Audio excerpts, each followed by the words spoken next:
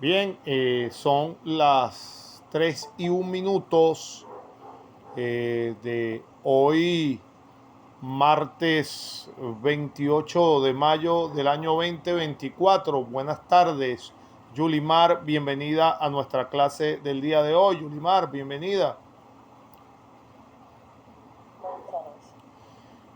Bienvenida una vez más oficialmente para la grabación de nuestra clase, Mayra Parra, Jessica Padrón, Katiuska Malavé, bienvenido Christopher Herrades y Joely Vargas, presentes en este momento, en este martes 28 de mayo del año 2024, para seguir con nuestra cátedra de Derecho Romano. Como ya veníamos en clases anteriores, estamos dentro de la institución de la sucesión, de las sucesiones, pero mortis causas. Pregunta Mayra, iniciando. Recordemos perfectamente, si tienes a bien para todo el curso, una definición que tengas presente, qué significa para ti o que has entendido hasta ahora lo que significa sucesión en cuanto a la visión que tenía el conjunto de la sociedad romana. Mayra, ¿me escuchas? Sí, profe. Ajá, entonces, sucesión. La sucesión mortis causa es como la subrogación de una persona, los bienes y derechos transmisibles dejados a su muerte por otro sujeto. Es decir, es cuando alguien muere y alguien le hereda, ¿sabes? Ajá. Eso es lo que entiendo. Perfecto, gracias Mayra por la participación. Ciertamente, como dice nuestra compañera Mayra, esa es la idea general de lo que es la sucesión. Recuérdense que en materia civil, en el derecho actual, existen dos tipos de sucesiones. Las sucesiones intervivos, como existían en la antigua Roma, sucesiones intervivos entre personas vivas, y la sucesión mortis causa, que es la que estamos viendo en este momento. La institución que estamos analizando en todo su contexto y a todo lo largo, que es la que nos convida en la materia, como dice nuestra compañera Mayra, perfectamente. Se trata de cuando una persona fallece, se va a atender a transmitirle la titularidad de absolutamente toda la relación jurídica. Y cuando hablamos de la relación jurídica que tenía el causante o la persona que fallece, recuérdense que estamos hablando de la institución patrimonial. Entonces, en un concepto técnico, ya perfectamente tienen que manejar qué es la sucesión. La sucesión no es otra cosa que la transmisión de la titularidad de del conjunto de relaciones jurídicas de tipo o patrimonial. Y, por supuesto, deben tener en claro, presente siempre, que las sucesiones son entre vivos y, por supuesto, por causa de la muerte. Y en el caso que estamos tratando, estamos vinculándonos con la sucesión mortis causa. Hasta ahí estamos perfectamente claros, que es lo que hemos venido estudiando hasta este momento. Ahora, pregunta, Joelis, ¿me escuchas? Por favor. Joelis.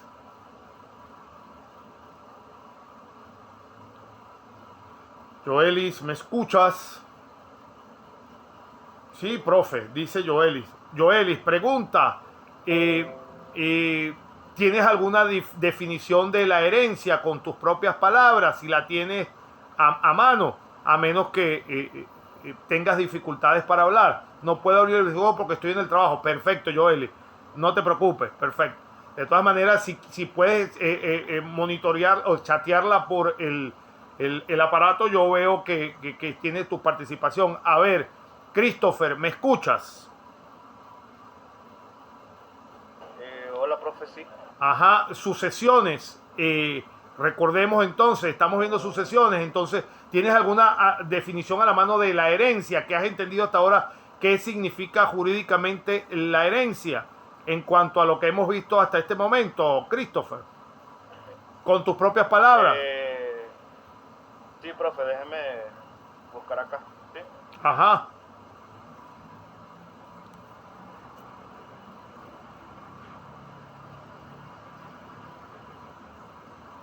Bueno, profe, o sea, lo que yo he entendido de la herencia es que se concebía como una unidad compuesta por personas y bienes materiales dependientes del pater family como tal. ¿Sí?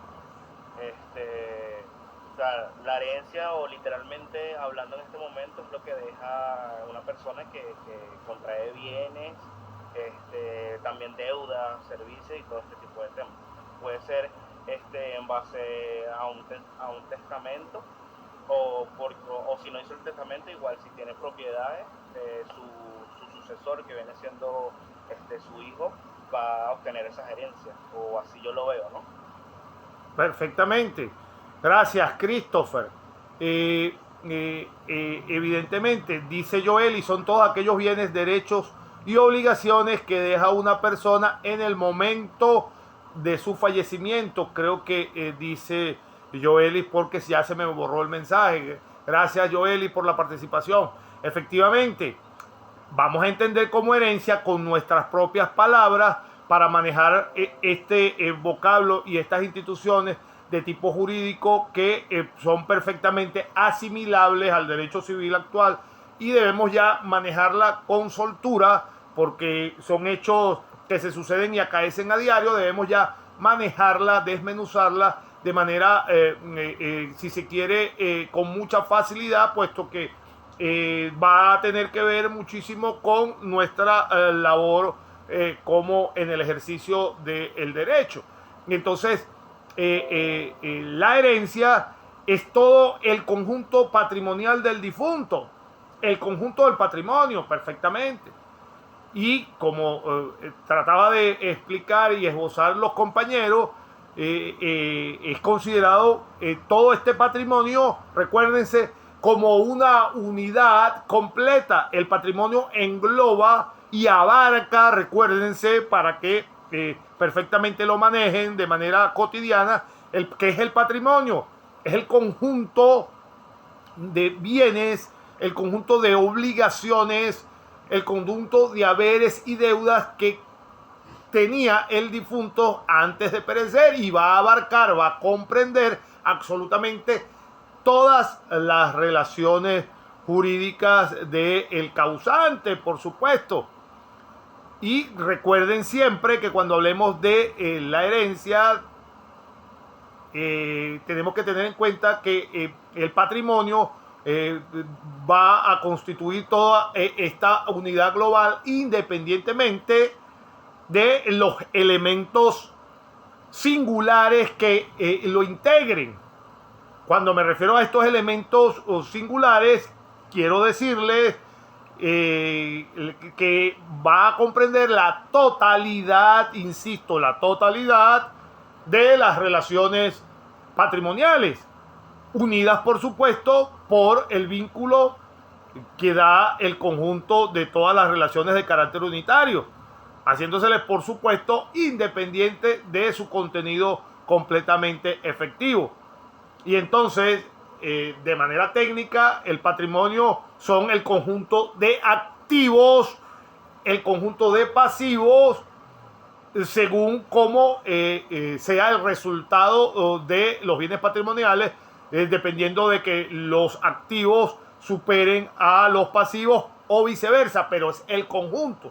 Entonces, cuando hablamos de patrimonio, de la herencia, es el conjunto en su unidad de bienes, obligaciones, derechos, activos y pasivos que el heredero va a asumir. ¿Por qué?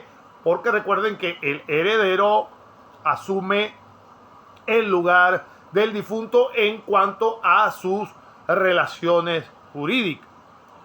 Por ahí, reconviniendo el tema, vamos bien encausados, vamos hasta ahí. En cuanto a esta constitución de la universalidad del patrimonio. Ahora bien, en la antigua Roma, como en buena parte de las sociedades que conocemos actualmente, esta constitución del patrimonio, este objetivo esencial del individuo de cultivar,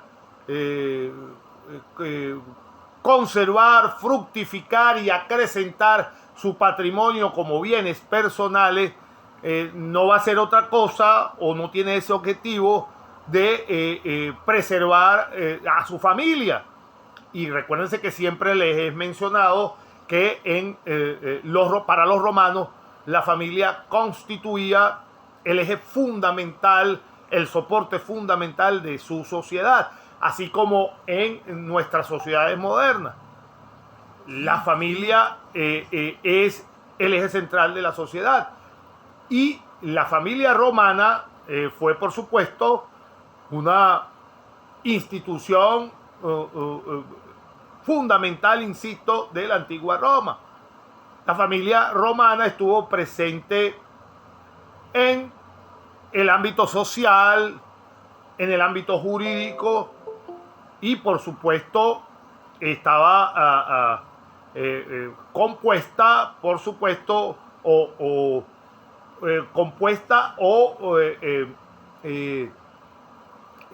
jerarquizada, dominada completamente por el pater family. Bienvenida, Giovaneisa, a nuestra clase del día de hoy. Bienvenida.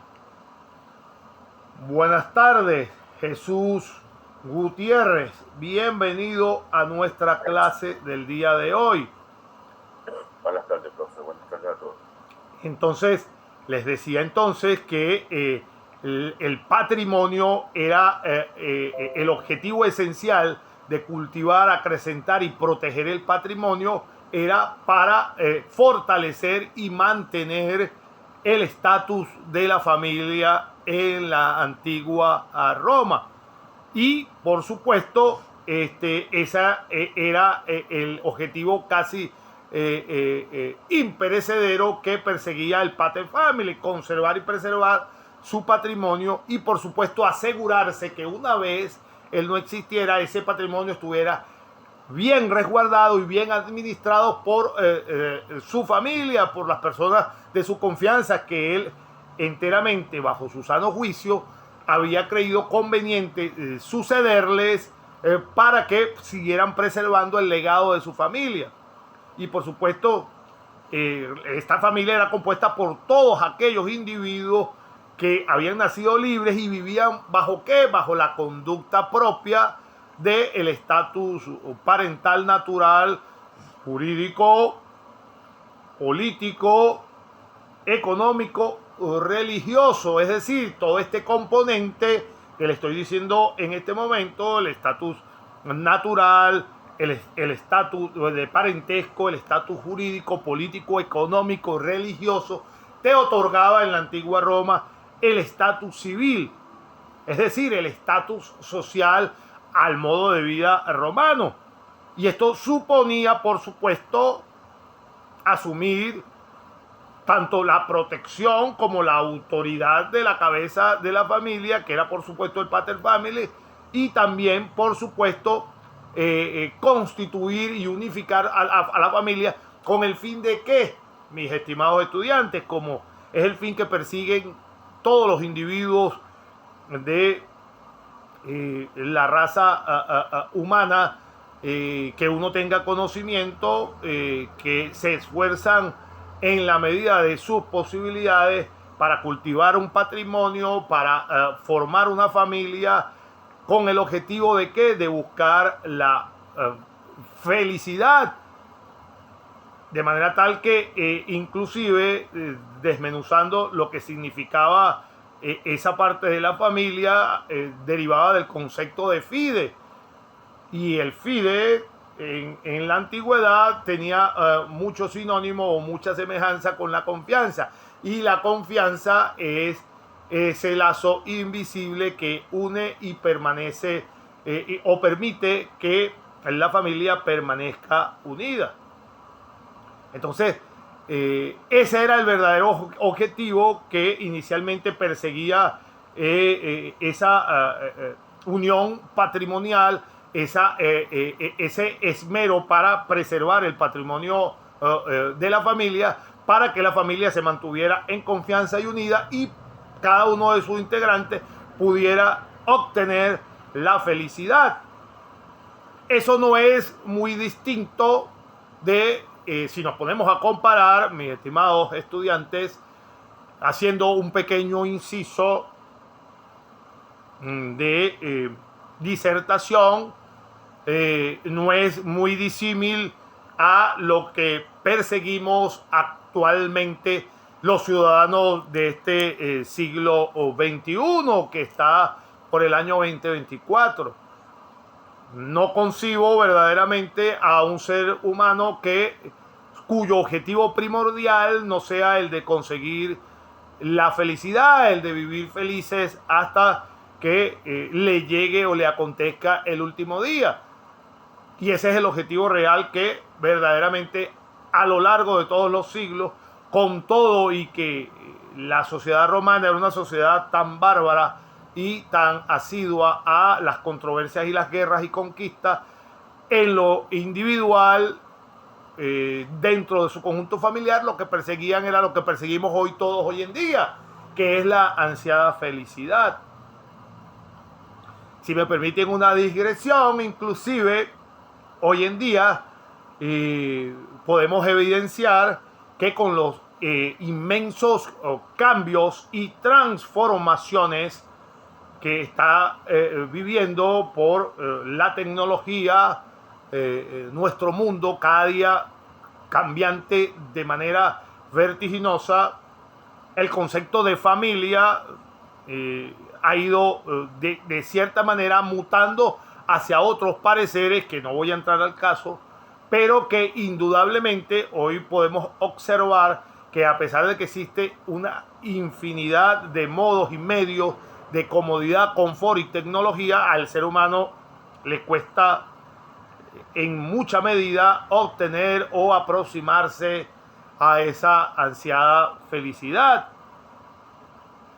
Y sin desviarme mucho, pero es parte de lo que nos une como ser humano. Recuerdo que el doctor Carl Jung, uno de los padres de la psicología moderna, hizo al final de su vida un balance de cuáles eran las cosas que llevaban a la felicidad. Y este tema no se disgrega, por supuesto, de la temática normal de cualquier cátedra, puesto que podemos ser, no nos sirve de nada ser tremendos abogados o tremendos médicos, ingenieros, independientemente de cualquier profesión que nosotros elijamos para desarrollarnos profesionalmente. Indudablemente lo más importante que debemos tener o conservar o tratar de conquistar es la felicidad como los seres humanos individuales, para poderla procurar en nuestra familia y por consiguiente contribuir mejor con nuestra sociedad. Entonces, este doctor Carl Jung hacía un balance de qué cosas llevaban a la felicidad. Y desde el año 60 de su desaparición, más o menos, desde aquí han pasado varias décadas, por supuesto, y el tiempo y la ciencia le han dado perfectamente la razón. Inclusive, hace poco estuve leyendo un estudio de Harvard en donde reivindican, por supuesto, ese camino a seguir iniciado por allá por los años 60 por este doctor, psicólogo. Entonces, para redondear este inciso, en cuanto a la felicidad, que nos compete a todos, insisto, como seres humanos, un sabio monje tibetano dejó dicho que la decisión de sentirnos felices o desgraciados siempre es una decisión nuestra, es una decisión de tipo personal. Todos tenemos la capacidad mental de adaptar nuestro pensamiento, sean cual sean las circunstancias, para observar la botella medio llena o medio vacía. Todos tenemos esa capacidad de internalizar y decidir cómo la vamos a ver, si medio llena o medio vacía. De manera tal que este otro sabio, emulando a este monje tibetano, que no es otra cosa que este médico que les acabo de nombrar, psicólogo Carl Jung, explicó cómo podemos llenar esa botella que nos mencionaba este monje tibetano, cómo podemos llenar esa botella de felicidad. El doctor Jung, para conocimiento general, Carl Jung fue uno de los alumnos principales, el más destacado del conocido Sigmund Freud, el padre del psicoanálisis. Por consiguiente, este señor Carl Jung es el padre de lo que conocemos hoy en día como la psicología moderna. Entonces, en términos, los términos que creó este señor son términos que nosotros manejamos diariamente en nuestra cotidianidad. Carl Jung creó los términos como la palabra introvertido, la palabra extrovertido, o esas ideas de por qué el ser humano a veces se siente acomplejado. Todos este tipo de ideas que nosotros en nuestra vulgata natural lo manejamos fácilmente, fueron creados por este señor que les estoy mencionando, Carl Jung. Karen, buenas tardes. Bienvenida a nuestra clase de hoy. Buenas tardes, profe.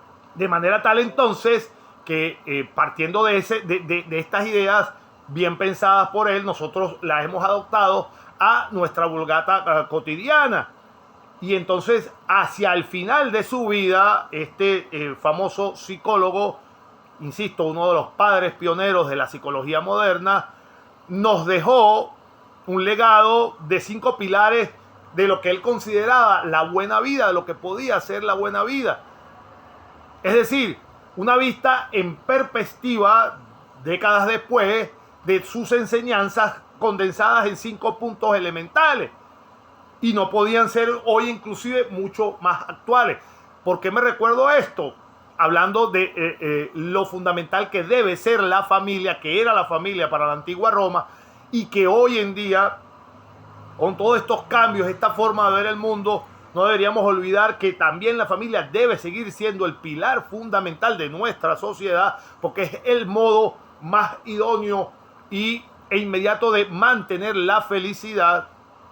Entonces, leía, como les dije, hace unas semanas atrás, que en un artículo de la Universidad de Harvard, el profesor Arthur Brooke, que es uno de los expertos en comportamientos y felicidad, reivindicaba estos pilares fundamentales que nos había legado ya el profesor Carl Jung como los pilares fundamentales de la sociedad. Entonces, este profesor Brooke de Harvard, como el sabio tibetano que mencioné hace 3 minutos atrás, y como el doctor Jung, coinciden en que la felicidad no es un estado emocional que aparece y desaparece en nuestra vida. ¿Por qué? Porque no somos seres pasivos, dice el experto. No somos seres pasivos. La felicidad es una habilidad que se puede cultivar y que podemos nosotros, los seres humanos, perfectamente desarrollar. Por eso este doctor Brooke ha querido reivindicar la figura de Carl Jung como maestro de la felicidad que insisto, un año antes de su muerte, hacia mediados del 1961, compartió los 5 pilares de la felicidad. Y se los resumo. El primero, tener salud física y mental. Y allí podemos emular ese dicho también de la Vulgata conocida, mente sana en cuerpo sano. Se puede buscar o se pueden buscar estrategias para ser feliz en la enfermedad, pero siempre cuidando nuestro cuerpo y cuidando nuestra mente. ¿Cómo estableceremos siempre entonces las bases para ser plenamente felices? Con una mente sana, cuerpo sano. El segundo pilar era gozar del arte y la naturaleza. Es decir, que los seres humanos que pretendamos de verdad conseguir o encaminarnos hacia la felicidad, debemos aprender a disfrutar y ver la belleza de las cosas naturales, de las cosas que nos están dadas por añadidura en la cotidianidad sin ningún esfuerzo. Esta belleza, dicen los expertos, que la podemos encontrar en las cosas no materiales y que tenemos a nuestro alcance en la cotidianidad. Cosas sencillas y sin caer en romanticismos que a lo mejor a algunos no les gusta ese tópico, como la puesta del sol, el amanecer, una bella canción. Tercer punto, para ir terminando, las buenas relaciones personales, indispensables para hilvanar un buen vericueto que nos lleve o nos acerque a la ansiada felicidad. El doctor Carl Jung creía que tener amigos, tener una buena familia, llevarse bien con su pareja es el verdadero finiquito, el verdadero objetivo central que debe perseguir el ser humano, porque esto es lo que te da verdaderamente la felicidad. Los amigos, la familia, la pareja. De hecho, practicó con el ejemplo. Él estuvo casado 52 años. Hasta que, por supuesto, enviudó. Y por consiguiente demuestra con los hechos que el mantenerse unido en familia, con amor, con respeto y con solidaridad, son uno de los aspectos fundamentales, y la ciencia, insisto, comparado con el estudio de Harvard, demuestra que las personas que tienen relaciones sólidas, fundamentales de familia, generalmente llevan una vida feliz y muy longeva. Y por último, tener un trabajo satisfactorio y un nivel de vida adecuado. Es decir, que es un trabajo significativo, algo que nos guste. Jamás, mis estimados estudiantes, se vayan por una profesión u oficio que no les satisfaga diariamente.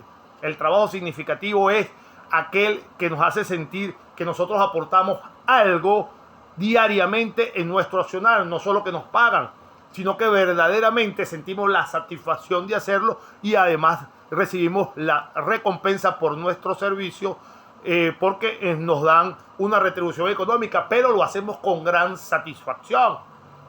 Por último, decía el experto Carl Jung, él recomendaba que debíamos tener como seres humanos, para poder acercarnos a la felicidad y no alejarnos tanto, debemos tener una creencia religiosa o una creencia filosófica que nos ayude en los momentos de la adversidad, porque como psicólogo decía que es imposible que nosotros, los seres humanos, en nuestro largo transitar por esta vida, no enfrentemos problemas y catástrofes de tipo personal. Decía que si nosotros cultivábamos una creencia religiosa o de tipo filosófica, sea cual sea, no recomendaba ninguna, sino que había que adoptar algún tipo de creencia de tipo espiritual o filosófica, porque en los momentos difíciles, cuando surgen los problemas, estas herramientas son las indispensables para poder superar y tener que volver a la ruta de la buena vida. Estos son, por supuesto, las perspectivas que nos dejó o nos legó este famoso psicólogo Carl Jung. En ese sentido, pues, no me parece importante hacer ese tipo de señalamiento porque contribuye a nuestro enriquecimiento personal.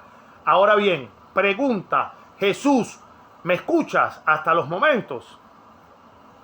Sí, profe, se le escucha. Ajá, entonces Jesús, una pregunta, si eres tan amable, te acordarás cuando nosotros hablamos en clases pasadas de los momentos de la herencia, recordarás en este momento los momentos de la herencia. ¿Nos podrías decir qué recuerdas de esto? Los momentos de la herencia, por favor. No recuerdo muy bien, profe. Bueno, tranquilo. Si no lo recuerdas, no hay problema. Ahorita que nos estamos escuchando, estamos para eso, para retomar y para que el tema se quede perfecto. No pasa nada, Jesús. A ver, Jessica, ¿me escuchas? ¿Me escuchas, Jessica? Joelis, la apertura, delación y adquisición. Dice Joelis, la apertura, delación y adquisición. Perfectamente. Gracias, Joelis. Joelis participó por ahí. No sé si Jessica me escuchaba. Jessica, ¿me escuchas? No sé si Jessica me escucha. Bueno, Joelis nos dio... dime, Jessica, adelante, ¿nos escuchas? Adelante. Sí, profe, le escucho. Ajá. ¿Recuerdas de los momentos de los momentos de la herencia, por favor? ¿Nos puedes hablar un poco si recuerdas algo? No, profe, no recuerdo. Ok, bueno, no importa. Como decía, como escribía Joelis por ahí en pantalla, efectivamente, los momentos de la herencia, mis estimados estudiantes, lo vimos, lo comenzamos a ver y tenemos que fijarlo para conseguir desmenuzar, para continuar y poder seguir desmenuzando nuestro tema.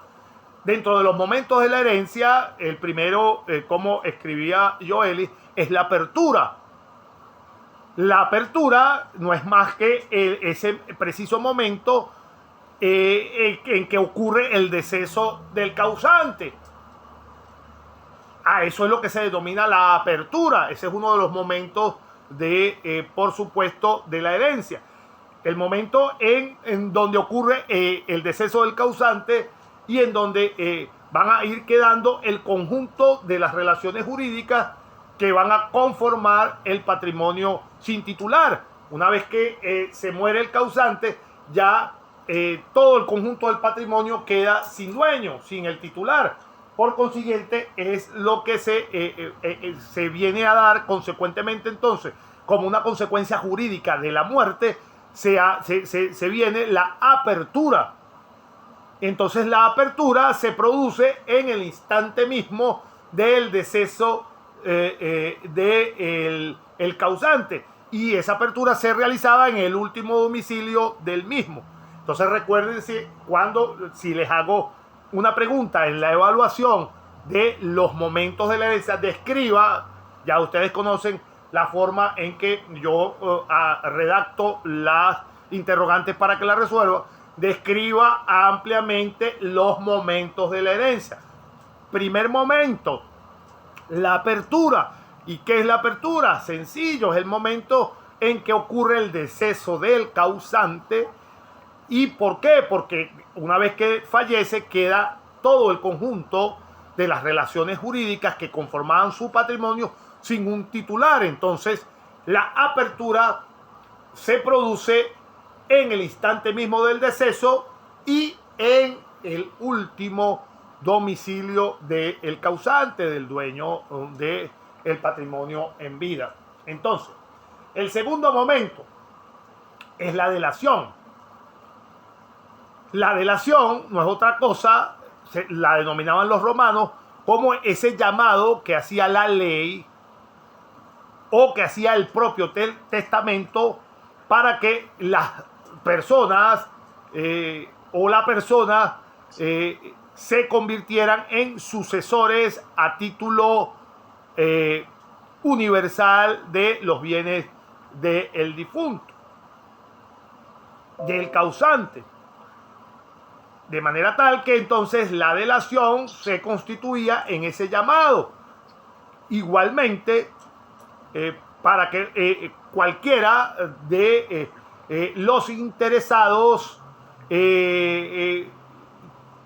tuviese la oportunidad de hacer algún tipo de reclamo u objeción en esa denominada delación. Un segundo aquí, es que hay un micrófono, creo que es de Jesús. Jesús, o estás intentando participar o tienes el micrófono abierto, Jesús. Para que sepas. No te preocupes, eso suele pasar. Varias veces a mí se me escucha perfectamente cuando tienen el micrófono abierto. Entonces les decía entonces que ese es el segundo momento entonces de la herencia. Tenemos entonces la apertura, tenemos la delación. Por supuesto, dentro de la delación se llaman a todos los individuos que tengan que ver con la sucesión testamentaria. Inclusive los herederos que conocemos como herederos universales y los herederos a título particular, es decir, los que tengan algún tipo de legado designado dentro de el testamento. Y como último momento, como dijo Joelis, la adquisición. ¿Y qué es la adquisición? Como tercer momento de la herencia.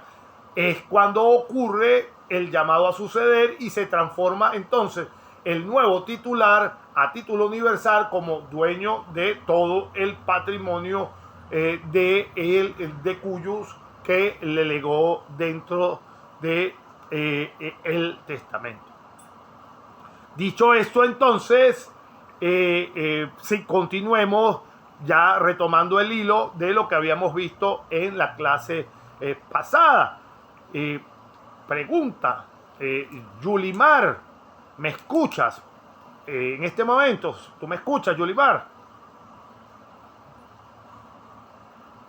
Yulimar, ¿me escuchas? Sí, profe, se escucha. Ajá, una preguntita, Yulimar.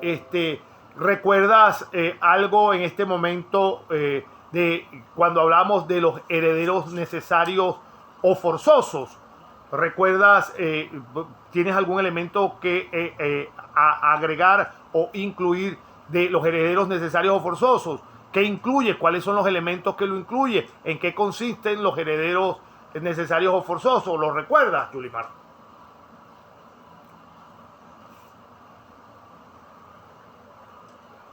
Profe, creo que con respecto a los herederos forzosos eran los que estaban como que tenían el derecho de heredar, o sea, como los hijos y descendientes de la persona fallecida. Ajá, muy bien. Profesor, lo que se conoce como legítima. Ajá, dice Jesús como legítima, dice Giovanesa. Giovanesa me escribió, pero no lo pude ver. Denme un segundito, por favor. Un segundito nada más. En ese orden, gracias Yulimar, gracias Jesús, gracias Giovanesa. Ajá, Yulimar, adelante. Bueno, que estaban los testamentarios, que eran los que estaban establecidos por medio del testamento. Ajá, perfecto, gracias Yulimar, perfectamente. Fíjense, todos integran parte de la información que deben tener a la mano para ir desmenuzando este tema.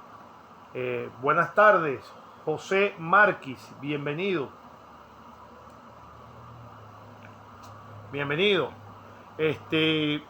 Fíjense ustedes, cuando hablamos de los herederos necesarios o forzosos, decimos o debemos tener claro, esta vez lo vamos a tener perfectamente definido, que es el grupo en donde se incluyen, por supuesto, como decía nuestra compañera Yulimar, se incluyen, por supuesto, cuando hablamos, insisto, de herederos necesarios o forzosos, se incluye en primer lugar los que denomina la bibliografía los heredes suis. Es decir, los heredes suis, lo van a leer en la bibliografía. ¿Y cuál es esta denominación de los heredes suis? Como decía Yulimar, los hijos y los descendientes del de cuyos, así como la mujer que estuviese casada cum manu. La mujer que estuviese casada cum manu. Entonces, cuando hablemos de herederos necesarios o forzoso, lo primero que tenemos que pensar, los herederos necesarios y forzosos son ¿quiénes? Los hijos y sus descendientes, los heredes suis, todos los suis, y la mujer que está casada estuvo casada con el de cuyus, con el causante, pero bajo la figura cum manum. Recuérdese que esta figura de cum manum es que esta señora estaba casada con él, pero estaba bajo la potestad del pater familias. Ese es un tema del matrimonio. No vamos a abordar ese tema porque entonces me extiendo y no concretamos la idea que estamos hablando ahorita de las sucesiones. Pero el matrimonio cum manum significaba en la antigua Roma, lo vimos en Derecho Romano 1, que la señora estaba bajo la potestad del pater familias. Y entonces adquiría la condición de heredero, esto que le estamos nombrando, tras el fallecimiento del causante. Los hijos, la esposa bajo figura cum manum. Estos, cuando hablamos de estos, de los herederos necesarios o forzosos en la antigua Roma, no tenían la opción de rechazar la herencia, tenían la obligatoriedad de aceptar la herencia. Dentro de esta misma figura de herederos necesarios o forzosos, y existían también los herederos necesarios, pero que no eran sui. ¿Y cuáles eran estos? Dentro del lo extenso de la familia bajo potestad del pater familias. Existían también estos herederos necesarios, pero que no eran sui. ¿Quiénes eran estos? Ejemplo, un caso que siempre lo colocamos la semana pasada, el caso de los esclavos. En Roma era muy común que una vez que si el esclavo tenía una buena relación con el pater familias, una vez pues dentro del testamento pues el dominus, el pater familias, le otorgaba la libertad en el propio testamento y lo hacía heredero de partes de su patrimonio. Entonces, los esclavos que adquirían la libertad en el momento en que eran instituidos herederos, también eran considerados herederos necesarios. Esta libertad adquirida mediante la gracia del testamento los hacía salir así de la sombra de la patria potestad de la familia. Estos señores que adquirían la libertad, que eran manumitidos vía testamentaria, tampoco podían renunciar a esta herencia, tenían que aceptarla por obligación. Hasta ahora estamos claros, se entendió hasta aquí. Katiuska, ¿se me escucha todavía? Hasta aquí, Katiuska. Sí, profe, se le escucha bien. Perfecto. Muy bien. Perfecto. Entonces, una vez definidos los herederos necesarios, volvamos a configurar y entender, para que no haya lugar a duda a partir de este momento, los que denominaban los juristas romanos como los herederos extraños o voluntarios. ¿Quiénes eran estos? Estos eran instituidos como herederos, pero no adquirían la herencia de manera automática. Repito, los herederos extraños o voluntarios. Estos no, a pesar de que ya estaban instituidos como herederos dentro del testamento, ya estaban conformados como herederos porque así lo había legado el causante, no adquirían la herencia de manera automática, a diferencia del primer caso que le acabamos de nombrar, de los forzosos necesarios, sino que estos herederos precisaban de un acto jurídico de aceptación de la herencia. Los herederos necesarios, los anteriores, los primeros que mencionamos, adquirían la herencia como denominaba la jurisprudencia romana, in su iure, de manera inmediata, por el mero hecho de que de haberse producido el fallecimiento del causante. Estos primeros no debían realizar ningún acto para aceptar la herencia, ya que la adquirían inclusive sin su consentimiento. Recuerden, los necesarios no podían rechazar la herencia, independientemente cuál fuera su voluntad. Ahora, los herederos voluntarios, a diferencia de los primeros, ahí está una diferencia para que la recuerden, no adquirían la herencia de pleno derecho, sino que requerían un acto jurídico de aceptación para convertirse en herederos. Dicho acto estaba revestido de distintas formas, pudiendo inclusive, según la época, según las costumbres del momento, existir una declaración de voluntad, tanto expresa como tácita. Entonces, para que se pudiera adquirir la herencia, antes había de producirse, por supuesto, la delación, que habíamos hablado del momento en donde se producía la delación.